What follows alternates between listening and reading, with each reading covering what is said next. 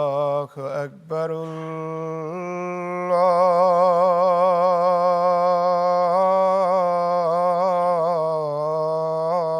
الله أكبر. الله أكبر.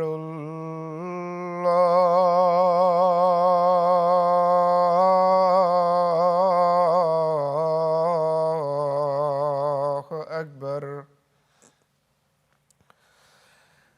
أشهد أن لا إله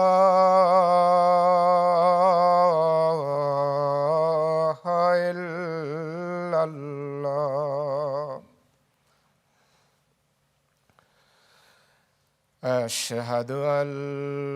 لا إله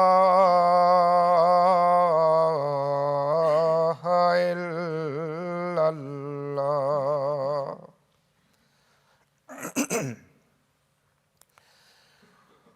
أشهد أن محمدًا رسول الله.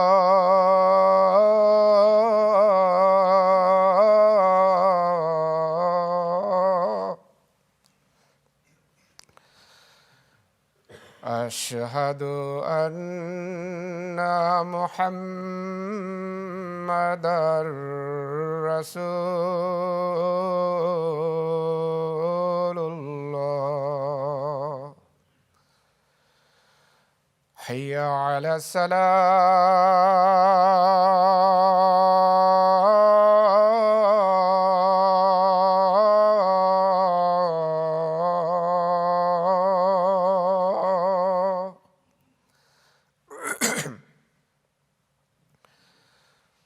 حي على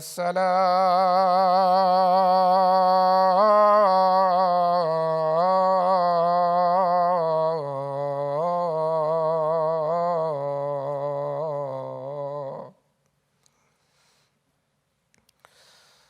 حي على الفلاح.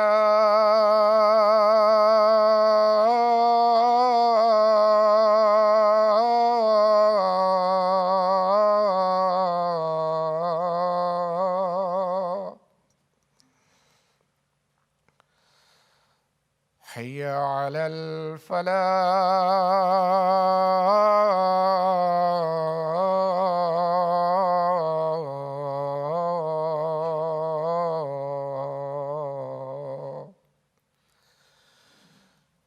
الله أكبر.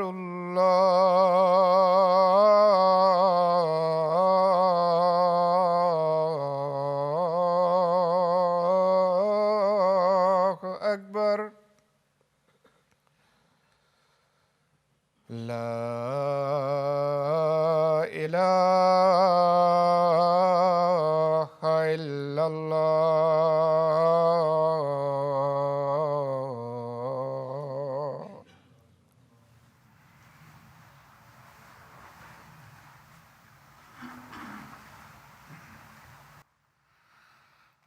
السلام علیکم ورحمۃ اللہ.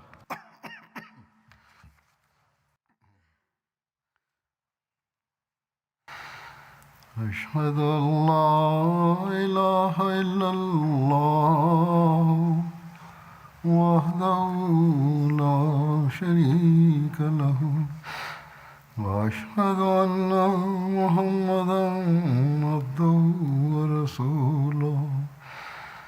أما بعد فأعوذ بالله من الشيطان الرجيم. بسم الله الرحمن الرحيم. الحمد لله رب العالمين. الرحمن الرحيم. مالك يوم الدين. إياك نعبد وإياك نستعين. اهدنا الصراط المستقيم صراط الذين أنعمت عليهم غير المغضوب عليهم ولا الضالين.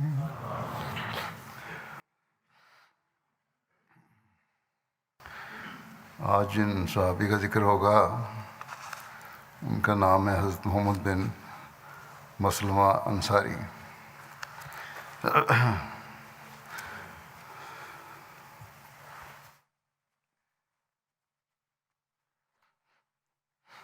حضرت محمد کے والد کا نام مسلمہ بن سلمہ تھا. ان کے دادا کا نام سلمہ کے علاوہ خالد بھی بیان کیا گیا ہے، اور ان کی والدہ ام سہم تھیں جن کا نام خلیدہ بنت ابو عبیدہ تھا. ان کا تعلق انصار کے قبیلہ اوس سے تھا اور قبیلہ عبد اشل کے حلیف تھے. حضرت محمد بن مسلمہ کی کنیت ابو عبداللہ یا عبد الرحمن اور ابو سعید بھی بیان کی جاتی ہے. علامہ ابن حجر کے نزدیک ابو عبداللہ زیادہ صحیح ہے. ایک قول کے مطابق آپ بعثت نبی سے 22 سال پہلے پیدا ہوئے اور ان لوگوں میں سے تھے جن کا نام جاہلیت میں محمد رکھا گیا. مدینہ کے یہود اس نبی کے منتظر تھے جس کی بشارت حضرت موسیٰ نے دی تھی. انہوں نے بتایا کہ اس مبعوث ہونے والے نبی کا نام محمد ہوگا. جب اہل عرب نے یہ بات سنی تو انہوں نے اپنے بچوں کے نام محمد رکھنا شروع کر دیے. سیرت النبی پر مشتمل کتب میں جن افراد کا نام زمانہ جاہلیت میں بطور تفاعل کے محمد رکھا گیا ان کی تعداد 3 سے لے کر 15 تک بیان کی گئی ہے. علامہ سہیلی جو سیرت ابن ہشام کے شارح ہیں انہوں نے 3 افراد کے اسماء لکھے ہیں جن کا نام محمد تھا. علامہ ابن اسیر نے 5 افراد کے نام لکھے ہیں جبکہ عبدالوہاب شیرانی نے ان کی تعداد 15 درج کی ہے. معلومات کے لیے یہ 15 نام چند نام جو ہیں یہ بتا بھی دیتا ہوں. ان میں ہے محمد بن سفیان، محمد بن وہیحہ، محمد بن حمران، محمد بن خزائی، محمد بن عدی، محمد بن اسامہ، محمد بن براء، محمد بن حارث، محمد بن ہرماز، محمد بن خولی، محمد بن یحمد، محمد بن یزید، محمد بن اسیدی اور محمد فقیمی اور حضرت محمد مسلمہ. حضرت محمد مسلمہ قدیم اسلام لانے والوں میں سے تھے. آپ حضرت مصعب بن عمیر کے ہاتھ پر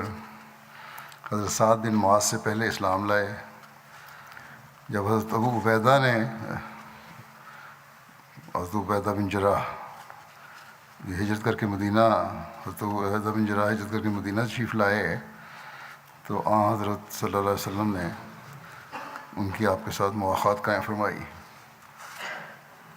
آپ ان صحابہ میں شامل تھے جنہوں نے کعب بن اشرف اور ابو رافع سلام بن ابو حقیق کو قتل کیا تھا. یہ دونوں وہ فتنہ پرداز تھے جو مسلمانوں کو نقصان پہنچانے کے درپیش تھے اور اسی کوشش میں ہوتے تھے، بلکہ مسلمانوں پہ حملہ بھی کروانے کی کوشش کی. حضرت صلی اللہ علیہ وسلم پر بھی حملہ کرنے کی کوشش کی تو حضرت صلی اللہ علیہ وسلم نے ان کو پھر مقرر کیا تھا ان کے قتل پر. حضور صلی اللہ علیہ وسلم نے بعض غزوات کے موقع پر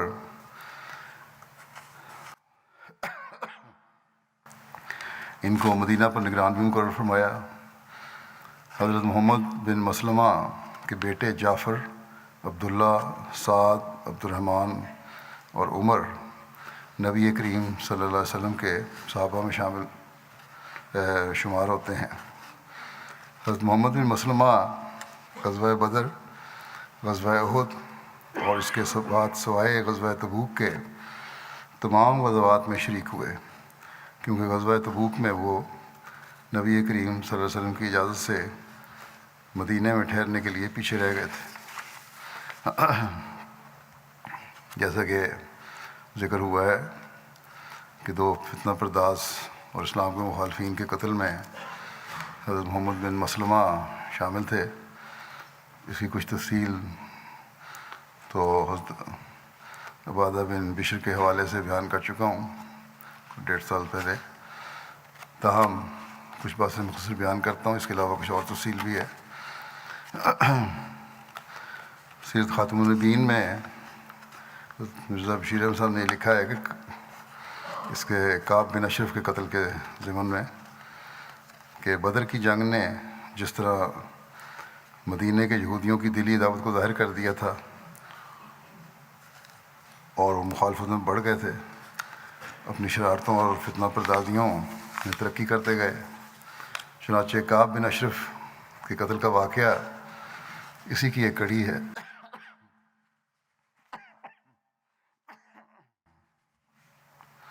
کعب گو مذہباً یہودی تھا، لیکن دراصل یہودی نسل نہ تھا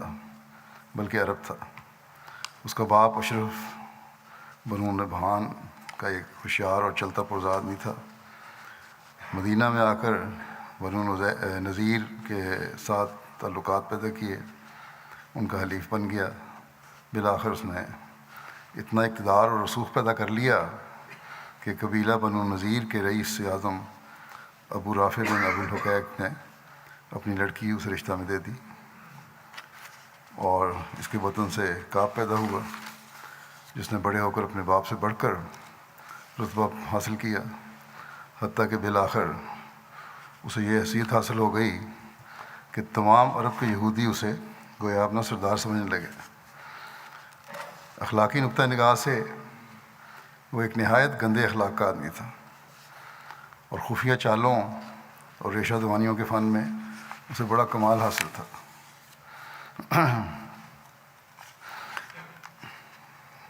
نیکی تو پاس کی بھی نہیں پھٹکی تھی اس کے، بس کمال تھا اس کا برائیوں میں، بدیوں میں، لڑانے میں، فساد پیدا کرنے میں، فتنہ پیدا کرنے میں۔ بہرحال جب آن حضرت صلی اللہ علیہ وسلم مدینہ میں ہجرت کر کے تشریف لائے تو کعب بن اشرف نے دوسرے یہودیوں کے ساتھ مل کر اس معاہدے میں شرکت اختیار کی جو آن حضرت صلی اللہ علیہ وسلم اور یہود کے درمیان باہمی دوستی اور امن و امان اور مشترکہ دفاع کے متعلق تحریر کیا گیا تھا، مگر اندر ہی اندر کعب کے دل میں بغض و عداوت کی آگ سلگنے لگ گئی، اور اس نے خفیہ چالوں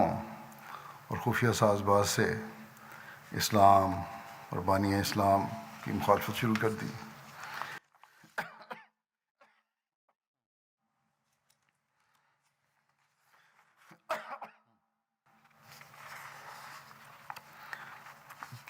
کعب کی مخالفت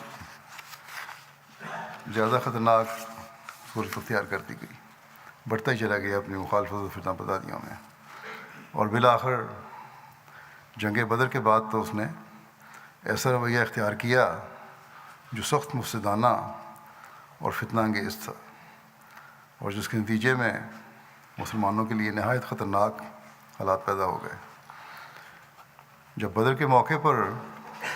مسلمانوں کو ایک غیر معمولی فتح نصیب ہوئی اور رؤسائے قریش اکثر مارے گئے تو اس نے سمجھ لیا کہ اب یہ نیا دین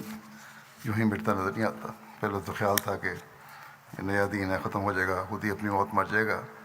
لیکن جب اسلام کی ترقی دیکھی، بدر کے جنگ کے نتائج دیکھے،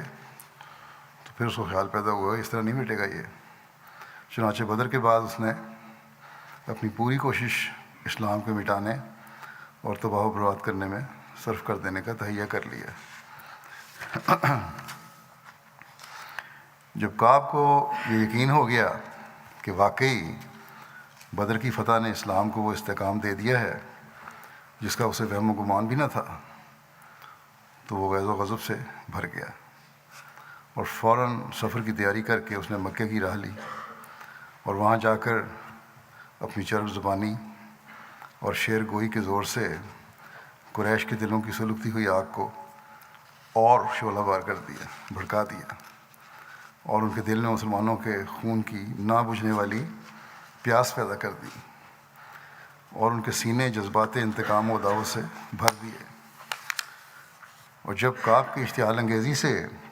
ان کے احساسات میں ایک انتہائی درجے کی بجلی پیدا ہو گئی تو اس نے ان کو خانہ کعبہ کے صحن میں لے جا کر اور کعبے کے پردے سے پردے ان کے ہاتھوں میں دے کر ان سے قسمیں لیں کہ جب تک اسلام اور بانی اسلام کو صفحہ دنیا سے ملیا میٹ نہ کر دیں گے اس وقت تک چین نہیں لیں گے۔ اس کے بعد اس بدبخت نے دوسرے عرب قبائل کا رخ کیا اور قوم بقوم پھر کر مسلمانوں کے خلاف لوگوں کو بھڑکایا اور پھر مدینے میں واپس آ کر مسلمان خواتین پر تشبیب کہی، یعنی اپنے جوش دلانے والے اشعار میں نہایت گندے اور فحش طریق پر مسلمان خواتین کا ذکر کیا، حتیٰ کہ خاندان نبوت کی عورتوں کو بھی اپنے ان اباشانہ اشعار کا نشانہ بنانے سے دریغ نہیں کیا اور ملک میں ان اشعار کا چرچا کروایا۔ بہرحال حضرت صلی اللہ علیہ وسلم نے آخر پھر اس نے یہی کوشش بھی کی کہ حضرت صلی اللہ علیہ وسلم کے قتل کی سازش کی اور آپ کو کسی دعوت وغیرہ کے بہانے سے اپنے مکان پر بلا کر چند نوجوان یہودیوں سے آپ کو قتل کروانے کا منصوبہ باندھا، مگر خدا کے فضل سے وقت پر اطلاع ہو گئی اور اس کی سازش کامیاب نہیں ہوئی۔ جب نوبت یہاں تک پہنچ گئی اور کعب کے خلاف عہد شکنی، بغاوت، تحریک جنگ، فتنہ پردازی، فحش گوئی اور سازش قتل کے الزامات پایہ ثبوت کو پہنچ گئے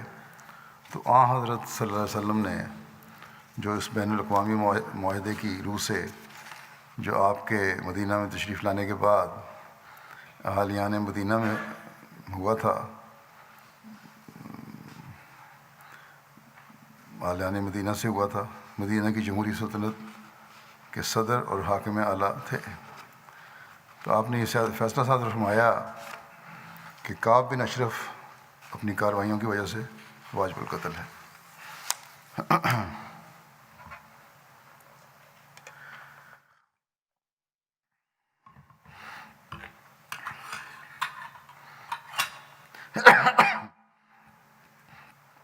کیونکہ اس وقت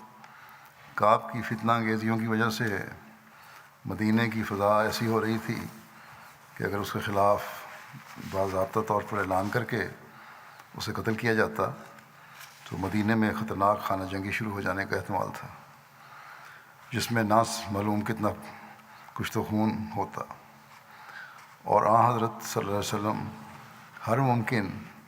اور جائز قربانی کر کے بین الاقوامی کشت و خون کو روکنا چاہتے تھے۔ آپ نے یہ ہدایت فرمائی کہ کعب کو برملا طور پر کھلے طور پر قتل نہ کیا جاوے، بلکہ چند لوگ خاموشی کے ساتھ کوئی مناسب موقع نکال کر اسے قتل کر دیں، اور یہ ڈیوٹی آپ نے قبیلہ اوس کے مخلص صحابی محمد بن مسلمہ کے سپرد فرمائی، اور انہوں نے تاکید فرمائی کہ جو طریق بھی اختیار کریں قبیلہ اوس کے رئیس سعد بن معاذ کے مشورے سے کریں۔ محمد بن مسلمہ نے عرض کیا کہ یا رسول اللہ، خاموشی کے ساتھ قتل کرنے کے لیے تو کوئی بات کہنی ہوگی، یعنی کوئی عذر وغیرہ بنانا پڑے گا جس کی مدد سے کعب کو اس کے گھر سے نکال کر کسی محفوظ جگہ میں قتل کیا جا سکے۔ آپ نے ان عظیم الشان اثرات کا لحاظ رکھتے ہوئے جو اس موقع پر ایک خاموش سزا کے طریق کو چھوڑنے سے پیدا ہو سکتے تھے، فرمایا کہ اچھا۔ چنانچہ محمد بن مسلمہ نے سعد بن معاذ کے مشورے سے ابو نائلہ اور 2-3 اور صحابیوں کو اپنے ساتھ لیا اور کعب کے مکان پر پہنچے، اور کعب کو اس کے اندرون خانہ سے بلا کر کہا کہ ہمارے صاحب یعنی محمد رسول اللہ صلی اللہ علیہ وسلم ہم سے صدقہ مانگتے ہیں اور ہم تنگ حال ہیں، کیا تم مہربانی کر کے ہمیں کچھ قرض دے سکتے ہو؟ یہ بات سن کر کعب خوشی سے کود پڑا اور کہنے لگا کہ واللہ ابھی کیا ہے، وہ دن دور نہیں جب تم اس شخص سے بیزار ہو کر اسے چھوڑ دو گے۔ محمد بن مسلمہ نے جواب دیا، خیر ہم تو محمد صلی اللہ علیہ وسلم کی اتباع اختیار کر چکے ہیں، جس کام کے لیے تمہارے پاس آئے ہیں تم یہ بتاؤ کہ قرض دو گے یا نہیں؟ کعب نے کہا ہاں، مگر کوئی چیز رہن رکھو۔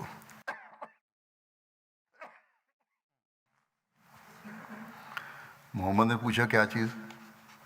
اس بدبخت نے جواب دیا کہ اپنی عورتیں رہن رکھ دو۔ محمد نے غصہ کو دبا کر کہا کہ یہ کیسے ہو سکتا ہے، تمہارے جیسے آدمی کے پاس ہم اپنی عورتیں رہن رکھ دیں؟ اس نے کہا اچھا تو پھر بیٹے سے ہی۔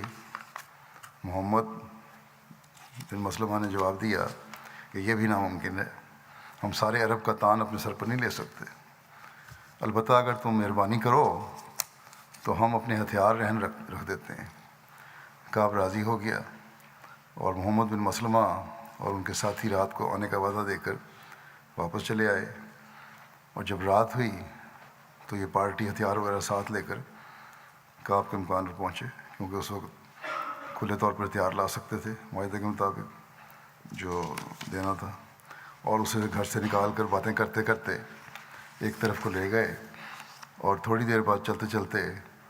محمد بن مسلمہ یا ان کے کسی ساتھی نے کسی بہانے سے کعب کے سر پر ہاتھ ڈالا اور نہایت پھرتی کے ساتھ اس کے بالوں کو مضبوطی سے قابو کر کے اپنے ساتھیوں کو آواز دی کہ مارو۔ صحابہ نے جو پہلے سے تیار تھے،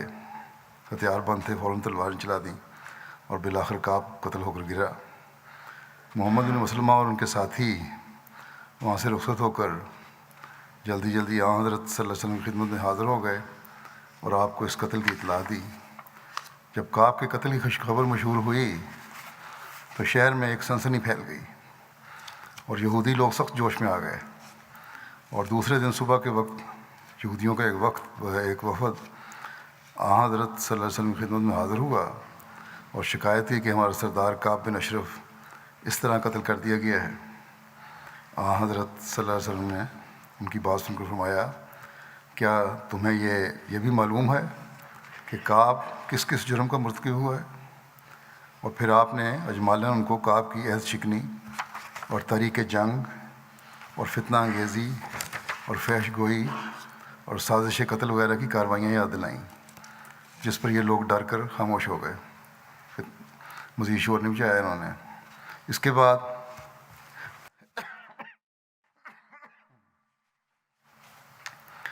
حضرت صلی اللہ علیہ وسلم نے ان سے فرمایا کہ تمہیں چاہیے کہ کم از کم آئندہ کے لیے ہی امن اور تعاون کے ساتھ رہو اور عداوت اور فتنہ اور فساد کا بیج نہ بو۔ چنانچہ یہود کی رضامندی کے ساتھ آئندہ کے لیے ایک نیا معاہدہ لکھا گیا، اور یہود نے مسلمانوں کے ساتھ امن و امان کے ساتھ رہنے اور فتنہ و فساد کے طریقوں سے بچنے کا ازسر نو وعدہ کیا۔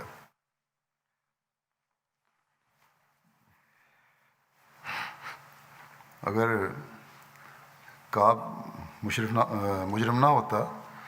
تو یہودی کبھی اتنی آسانی سے نیا معاہدہ نہ کرتے اور اس کے قتل پر خاموش بھی نہ رہتے۔ بہرحال یہ نیا معاہدہ انہوں نے کیا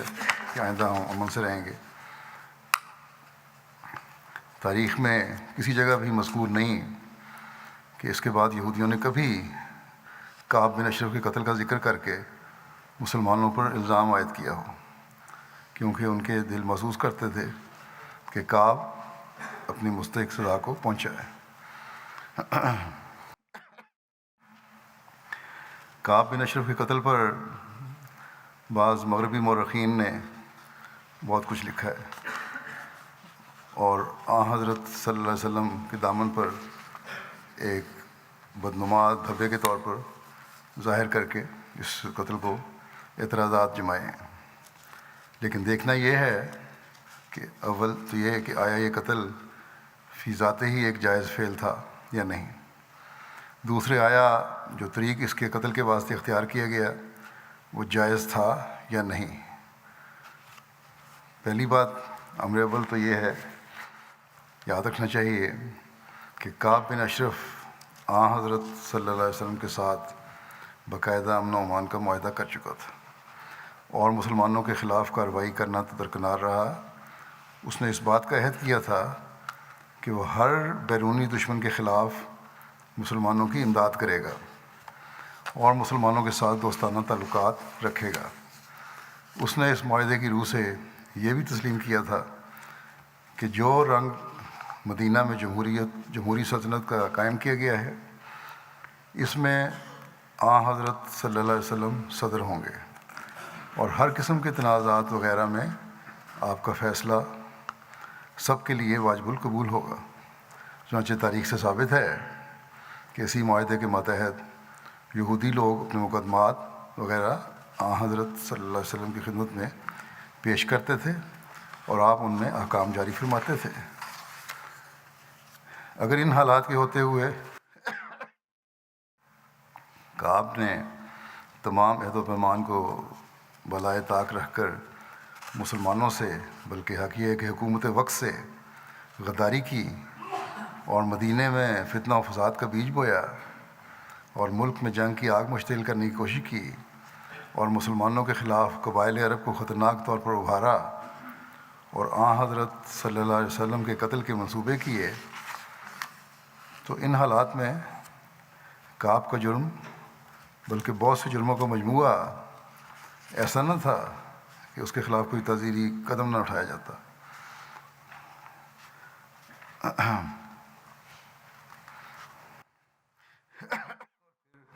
کیا یہ قتل سے کم کوئی اور سزا تھی جو جہود کی اس فتنہ پردازی کے سلسلے کو روک سکتی؟ کیا آج کل مہذب کھلانے والے ممالک میں بغاوت اور عہد شکنی اور اشتعال جنگ اور سازشی قتل کے جرموں میں مجرموں کو قتل کی سزا نہیں دی جاتی؟ اب جو سوال اٹھتا ہے وہ مرزا بشیر احمد صاحب نے لکھا ہے کہ یہ ہے کہ قتل کے طریق سے تعلق رکھتا ہے، جو سوال یہ اٹھتا ہے قتل کا طریق سے کیا تھا، جائز تھا کہ نہیں، یعنی سوال یہ ہے کہ قتل کا طریق سے کیسا تھا، اس سے تعلق رکھنے والا سوال ہے۔ اس کے متعلق یاد رکھنا چاہیے کہ عرب میں اس وقت کوئی باقاعدہ سلطنت نہ تھی، بلکہ ہر شخص اور ہر قبیلہ آزاد اور خود مختار تھا۔ ایسی صورت میں وہ کون سی عدالت تھی جہاں کعب کے خلاف مقدمہ دائر کر کے باقاعدہ قتل کا حکم حاصل کیا جاتا؟ کیا یہود کے پاس اس کی سازش شکایت کی جاتی، جن کا وہ سردار تھا اور جو خود مسلمانوں کے خلاف غداری کر چکے تھے اور آئے دن فتنے کھڑے کرتے رہتے تھے؟ کیا مکے کے قریش کے سامنے مقدمہ پیش کیا جاتا جو مسلمانوں کے خون کے پیاسے تھے؟ کیا قبائل سلیم اور غطفان سے داد رسی چاہی جاتی جو گزشتہ چند ماہ میں 3-4 دفعہ مدینے پر چھاپہ مارنے کی تیاری کر چکے تھے؟ مرزا بشیر احمد صاحب لکھتے ہیں کہ پھر سوچو کہ مسلمانوں کے لیے سوائے اس کے وہ کون سا راستہ کھلا تھا کہ جب ایک شخص کی اشتعال انگیزی اور تحریک جنگ اور فتنہ پردازی اور سازشی قتل کی وجہ سے اس کی زندگی کو اپنے لیے اور ملک کے امن کے لیے خطرناک پاتے تو خود حفاظتی کے خیال سے موقع پا کر اسے خود قتل کر دیتے، کیونکہ یہ بہت بہتر ہے کہ ایک شریر اور مفسد آدمی قتل ہو جائے بجائے اس کے کہ بہت سے پرامن شہریوں کی جان خطرے میں پڑے اور ملک کا امن برباد ہو۔ یہ بات بھی یاد رکھنی چاہیے کہ اس معاہدے کی روح سے جو ہجرت کے بعد مسلمانوں اور یہود کے درمیان ہوا تھا، حضرت صلی اللہ علیہ وسلم کو ایک معمولی شہری کی حیثیت حاصل نہ تھی، بلکہ آپ اس جمہوری سلطنت کے صدر قرار پائے تھے جو مدینہ میں قائم ہوئی تھی، اور آپ کو یہ اختیار دیا گیا تھا کہ جملہ تنازعات اور امور سیاسی میں جو فیصلہ مناسب خیال کریں صادر فرمائیں۔ بس آپ نے ملک کے امن کے مفاد میں کعب کی فتنہ پردازی کی وجہ سے اسے واجب القتل قرار دیا۔ بس اس فیصلہ قتل پر کوئی اعتراض کی گنجائش نہیں ہے۔ پھر تاریخ سے بھی ثابت ہے کہ خود یہود نے کعب کی اس سزا کو اس کے جرموں کی روشنی میں واجبی سمجھ کر خاموشی اختیار کی اور اس پر اعتراض نہیں کیا۔ اور اگر یہ اعتراض کیا جاوے کہ ایسا کیوں نہیں کیا گیا کہ قتل کا حکم دینے سے پہلے یہود کو بلا کر ان کو کعب کے یہ جرم سنائے جاتے اور حجت پوری کرنے کے بعد اس کے قتل کا باقاعدہ اور برملا طور پر حکم دیا جاتا، تو اس کا جواب یہ ہے کہ اس وقت حالات ایسے نازک ہو رہے تھے کہ ایسا طریق اختیار کرنے سے بین الاقوامی پیچیدگیوں کے بڑھنے کا سخت خطرہ تھا، اور کوئی تعجب نہ تھا کہ مدینہ میں ایک خطرناک سلسلہ کشت و خون اور خانہ جنگی کا شروع ہو جاتا۔ بس ان کاموں کی طرح جو جلد اور خاموشی کے ساتھ ہی کر گزرنے سے فائدہ مند ہوتے ہیں، حضرت صلی اللہ علیہ وسلم نے امن عامہ کے خیال سے یہی مناسب سمجھا کہ خاموشی کے ساتھ کعب کی سزا کا حکم جاری کر دیا جائے، مگر اس میں قطعاً کسی قسم کے دھوکے کا دخل نہ تھا، اور نہ حضرت صلی اللہ علیہ وسلم کا یہ منشا تھا کہ یہ سزا ہمیشہ کے لیے وسیع راز رہے، کیونکہ جو ہی یہود کا وفد دوسرے دن صبح آپ کی خدمت میں حاضر ہوا، آپ صلی اللہ علیہ وسلم نے فوراً بلا توقف انہیں ساری سرگزشت سنا دی، اور اس فعل کی پوری ذمہ داری اپنے اوپر لے کر یہ ثابت کر دیا کہ اس میں کوئی دھوکے وغیرہ کا سوال نہیں ہے، اور یہودیوں کو یہ بات واضح طور پر بتا دی کہ فلاں خطرناک جرموں کی بنا پر کعب کے متعلق یہ سزا تجویز کی گئی تھی جو میرے حکم سے جاری کی گئی ہے۔ باقی رہا یہ اعتراض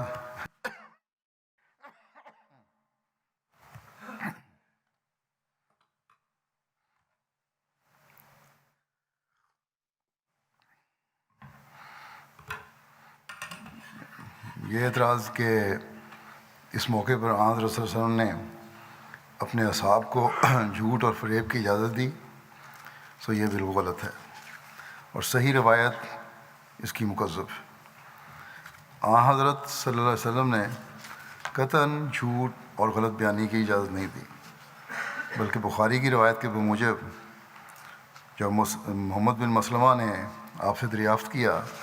کہ کعب کو خاموشی کے ساتھ قتل کرنے کے لیے تو کوئی بات کہنی پڑے گی، تو آپ نے ان عظیم الشان فوائد کو ملحوظ رکھتے ہوئے جو خاموش سزا کے محرک تھے، جواب میں صرف اس قدر فرمایا کہ ہاں، اور اس سے زیادہ اس موقع پر آپ کی طرف سے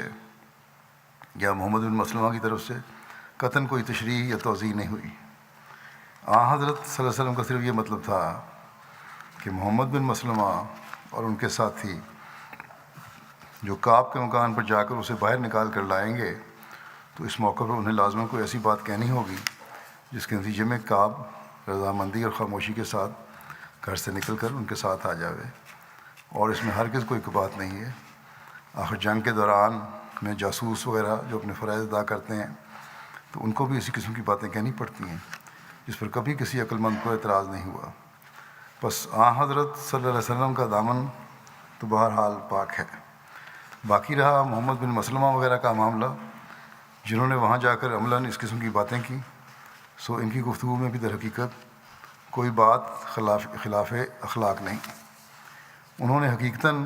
کوئی غلط بیانی نہیں کی، البتہ اپنے مشن کی غرض و غایت کو مد نظر رکھتے ہوئے کچھ ذو معنیان الفاظ ضرور استعمال کیے، مختلف معنی نکلنے والے استعمال کیے، مگر ان کے بغیر چارہ نہیں تھا، اور حالات جنگ میں ایک اچھی اور نیک غرض کے لیے کہ متعدد سادہ اور صاف گوئی کے طریق سے اس قدر خفی انحراف ہرگز کسی عقل مند دیانتدار شخص کے نزدیک قابل اعتراض نہیں ہو سکتا۔ اب یہ بھی سوال بعضوں نے اٹھایا کہ کہ کیا جنگ میں جھوٹ بولنا اور دھوکہ دینا جائز ہے؟ بعض روایتوں میں یہ مذکور ہوا ہے کہ حضرت صلی اللہ علیہ وسلم فرمایا کرتے تھے کہ الحرب خدعۃ، یعنی جنگ تو ایک دھوکہ ہے، اور اس سے نتیجہ یہ نکالا جاتا ہے کہ نعوذ باللہ حضرت صلی اللہ علیہ وسلم کی طرف سے جنگ میں دھوکے کی اجازت تھی۔ حالانکہ اول تو الحرب خدا کے یہ معنی نہیں ہیں کہ جنگ میں دھوکہ کرنا جائز ہے، بلکہ اس کے معنی صرف یہ ہیں کہ جنگ خود ایک دھوکہ ہے، یعنی جنگ کے نتیجے کے متعلق کچھ نہیں کہا جا سکتا کہ کیا ہوگا، یعنی جنگ کے نتیجے پر اتنی مختلف باتیں اثر ڈالتی ہیں کہ خواہ کیسے ہی حالات ہوں نہیں کہا جا سکتا کہ اس کا نتیجہ کیا ہوگا۔ اور ان معنوں کی تصدیق اس بات سے ہوتی ہے کہ یہ حدیث میں یہ روایت دو طرح سے مروی ہے۔ ایک روایت میں یہ الفاظ ہیں کہ حضرت صلی اللہ علیہ وسلم نے فرمایا کہ الحرب خدا، یعنی جنگ ایک دھوکہ ہے، اور دوسری روایت میں یہ ہے کہ سم الحرب خدا، یعنی حضرت صلی اللہ علیہ وسلم نے جنگ کا نام دھوکہ رکھا تھا، سم الحرب خدا۔ اور دونوں کے ملانے سے یہ نتیجہ نکلتا ہے کہ آپ کا منشا نہیں تھا کہ جنگ میں دھوکہ کرنا جائز ہے، بلکہ یہ تھا کہ جنگ خود ایک دھوکہ دینے والی چیز ہے۔ لیکن اگر ضرور اس کے یہی معنی کیے جائیں کہ جنگ میں دھوکہ جائز ہے، تو پھر بھی یقیناً اس جگہ دھوکے سے جنگی تدبیر اور ہیلا مراد ہے، جھوٹ اور فریب ہرگز مراد نہیں ہے، کیونکہ اس جگہ خدا کے معنی داؤ پیچ اور تدبیر جنگ کے ہیں، جھوٹ اور فریب کے نہیں ہیں۔ بس مطلب یہ ہے کہ جنگ میں اپنے دشمن کو کسی ہیلے اور تدبیر سے غافل کر کے قابو میں لے آنا یا مغلوب کر لینا منع نہیں ہے۔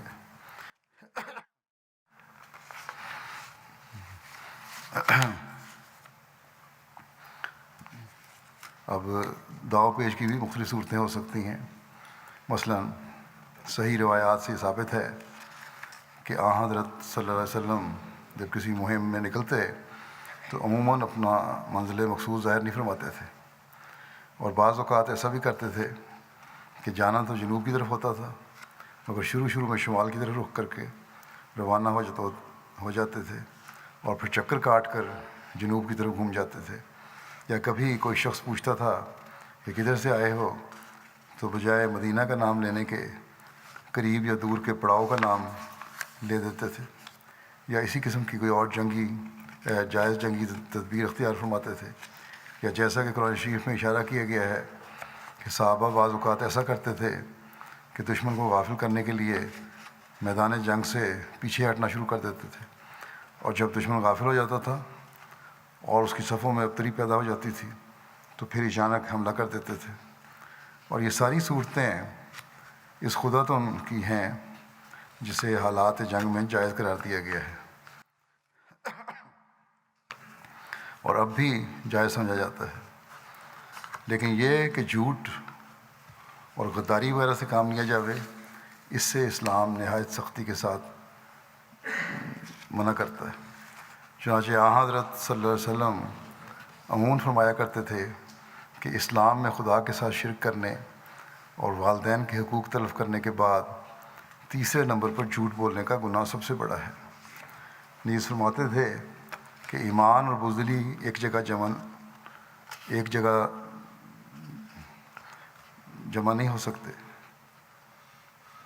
ایمان اور بزدلی ایک جگہ جمع ہو سکتے ہیں، مگر ایمان اور جھوٹ کبھی ایک جگہ جمع نہیں ہو سکتے۔ اور دھوکے اور غداری کے متعلق فرماتے تھے کہ جو شخص غداری کرتا ہے وہ قیامت کے دن خدا کے سخت عذاب کے نیچے ہوگا۔ اگر جنگ میں جس قسم کے خداتن کی اجازت دی گئی ہے وہ حقیقی دھوکہ یا جھوٹ نہیں ہے، بلکہ اس سے وہ جنگی تدابیر مراد ہیں جو جنگ میں دشمن کو غافل کرنے یا اسے مغلوب کرنے کے لیے اختیار کی جاتی ہیں، اور جو بعض صورتوں میں ظاہری طور پر جھوٹ اور دھوکے کے مشابہ تو سمجھی جا سکتی ہیں، مگر وہ حقیقتاً جھوٹ نہیں ہوتی۔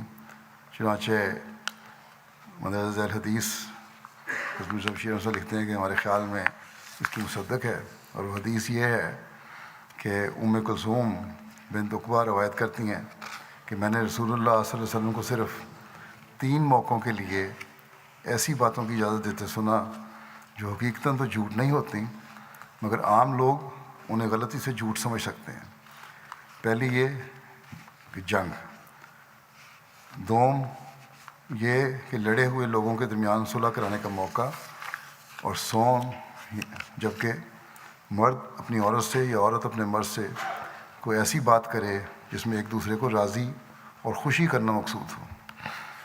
نیت نیک ہونی چاہیے ہر صورت میں، یا نیک مقاصد حاصل ہونے چاہیے۔ یہ حدیث اس بات میں کسی شبے کی گنجائش نہیں چھوڑتی کہ جس قسم کے خدا تو ان کی جنگ میں اجازت دی گئی ہے، جھوٹ اور دھوکہ مراد نہیں ہے، بلکہ وہ باتیں مراد ہیں جو بعض اوقات جنگی تدابیر کے طور پر اختیار کرنا ضروری ہوتی ہیں، اور جو ہر قوم اور ہر مذہب میں جائز سمجھی گئی ہیں۔ کعب بن اشرف کا واقعہ ذکر کرنے کے بعد ابن ہشام نے یہ روایت نقل کی ہے کہ کعب کے قتل کے بعد حضرت صلی اللہ علیہ وسلم نے صحابہ سے ارشاد فرمایا تھا کہ اب جس یہودی پر تم قابو پاؤ اسے قتل کر دو۔ چنانچہ ایک صحابی مہیسہ نامی نے ایک یہودی پر حملہ کر کے اسے قتل کر دیا تھا، اور یہی روایت ابو داؤد نے نقل کی ہے، اور دونوں روایتوں کا منبع ابن اسحاق ہے۔ جب شیخ صاحب لکھتے ہیں کہ علم روایت کی روح سے یہ روایت کمزور اور ناقابل اعتماد ہے۔ یہ بالکل نہیں کہا حضرت صلی اللہ علیہ وسلم نے، کیونکہ ابن ہشام نے تو اسے بغیر کسی قسم کی سند کے لکھا ہے، کوئی سند ہے ہی نہیں، اور ابو داؤد نے جو سند دی ہے وہ کمزور اور ناقص ہے۔ اس سند میں ابن اسحاق یہ بیان کرتے ہیں کہ میں نے یہ واقعہ زین بن ثابت کے ایک آزاد کردہ غلام سے سنا تھا،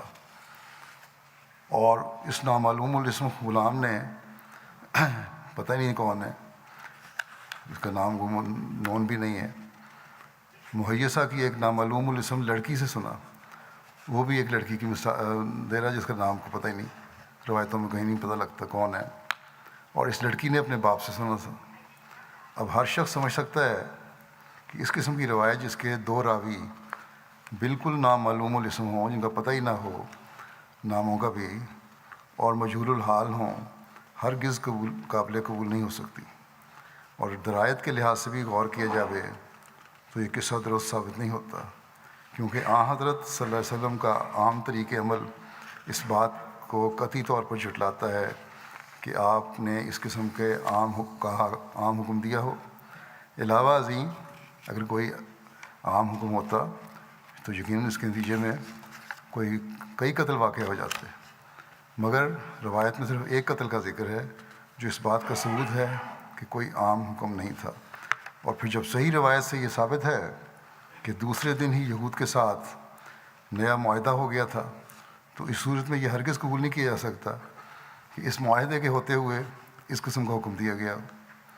اور اگر اس قسم کا کوئی واقعہ ہوتا تو یہودی لوگ اس کے متعلق ضرور واویلا کرتے، شور مچاتے، مگر کسی تاریخی روایت سے ظاہر نہیں ہوتا کہ یہود کی طرف سے کبھی کوئی اس قسم کی شکایت کی گئی ہو۔ بس روایت اور درایت دونوں طرح سے یہ قصہ غلط ثابت ہوتا ہے، اور اگر اس میں کچھ حقیقت سمجھی جا سکتی ہے تو صرف اس قدر کہ جب کعب بن اشرف کے قتل کے بعد مدینہ میں ایک شور پیدا ہوا اور یہودی لوگ جوش میں آ گئے، تو اس وقت حضرت صلی اللہ علیہ وسلم نے یہودیوں کی طرف سے خطرہ محسوس کر کے صحابہ سے یہ فرمایا ہوگا، یہ امکان ہے، کوئی بات قطعی ثبوت اس کا بھی نہیں ہے، کہ جس یہودی کی طرف سے تمہیں خطرہ ہو اور تم پر حملہ کرے تم اسے دفاع میں قتل کر سکتے ہو، مگر معلوم ہوتا ہے کہ یہ حالت صرف چند گھنٹے رہی۔ اگر یہ امکان لیا بھی جائے تو وہ امکان صرف چند گھنٹے تھا، کیونکہ اس کے بعد تو معاہدہ ہو گیا تھا، کیونکہ دوسرے دن ہی یہود کے ساتھ عصر نو معاہدہ ہو کر امن و امان کی صورت پیدا ہو گئی تھی۔ پھر آپ لکھتے ہیں کہ کعب بن اشرف کے قتل کی تاریخ کے متعلق کسی قدر اختلاف ہے۔ ابن سعد نے اسے ربیع الاول 3 ہجری میں بیان کیا ہے، لیکن ابن ہشام نے اسے سریہ زید بن حارثہ کے بعد رکھا ہے، جو مسلم طور پر جمادی الاخرہ میں واقع ہوا ہے۔ آپ لکھتے ہیں کہ میں نے اس جگہ ابن ہشام کی ترتیب ملحوظ رکھی ہے۔ بہرحال یہ ذکر ابھی مزید کچھ 1-2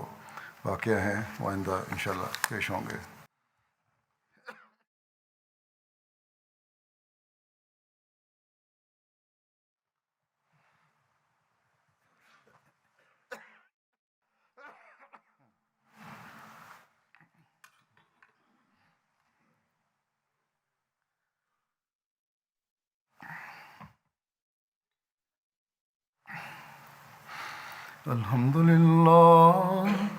الحمد لله نحمده ونستعينه ونستغفره ونؤمن به ونتوكل عليه ونعوذ بالله من شرور أنفسنا ومن سيئات أعمالنا من يهده الله فلا مضل له ومن يضلل فلا هادي له ونشهد أن لا إله إلا الله ونشهد أن محمدا عبده ورسوله عباد الله رحمكم الله إن الله يأمر بالعدل والإحسان وإيتاء ذي القربى وينهى عن الفحشاء والمنكر والبغي يعظكم لعلكم تذكرون اذكروا الله يذكركم وادعوه يستجب لكم ولذكر الله أكبر